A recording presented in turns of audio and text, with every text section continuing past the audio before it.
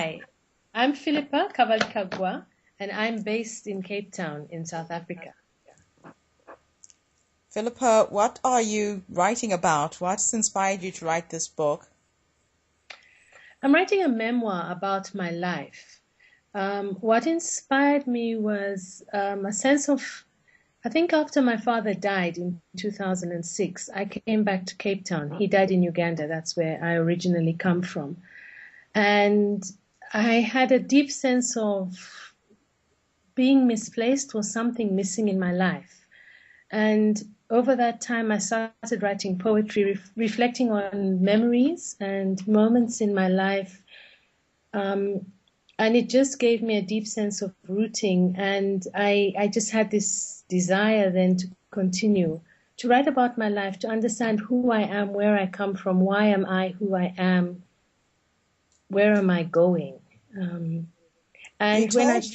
You told me that the death of your dad and you being away from home and being able to go back to Uganda to be amongst family and friends and people who knew him. Can you talk to me about that? Yeah.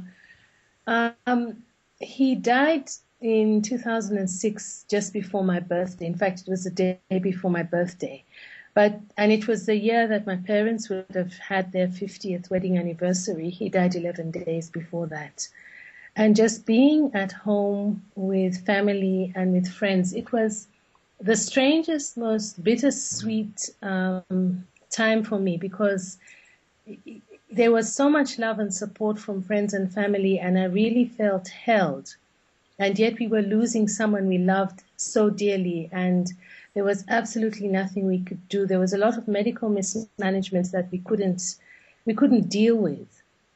And so I think when he died, it was very painful, but I felt uplifted and upheld by this love of cousins, of friends of my parents who came to visit, of people who cared, who would come and tell me stories about who my father was, what he meant to them. And then returning to Cape Town, where it was like nothing had happened. No one knew him. A few people said sorry, but they didn't understand the depth of loss that I felt. And so I think writing then became a place for me to go back and to anchor myself, and to also question why I'm living away from home. I have done since I was 13. So I began to explore that whole thing of having decided to live as an insider, outsider for a large part of my life. Wow. Yeah. So what do you think sharing your book is going to do for someone else who might be in your position? This is the loss of your dad.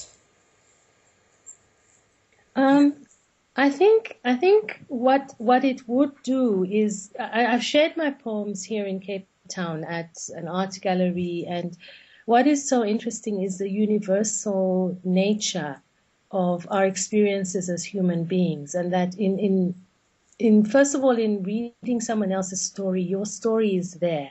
So I wrote a story about when he was arrested during Idi Amin's time. It's a poem, and at the end of it, he comes back. We were lucky he came back. And as a child, I remember running and grabbing him and just giving him the biggest hug. And I shared that with someone, and it took her back to her own father and the relationship she had with him. And so there's something very universal in sharing a story that connects somebody else. And no matter whether you lived in the same place or a different place, there's something about being in that space of realizing we're human beings and we experience love and pain in the same ways, in different places, in different times. And yet it's the same. Yeah. Awesome. Thank you so much. That's just perfect. Thanks, Philippa. Thank you, Getty. I hope you can use it. Thank you. I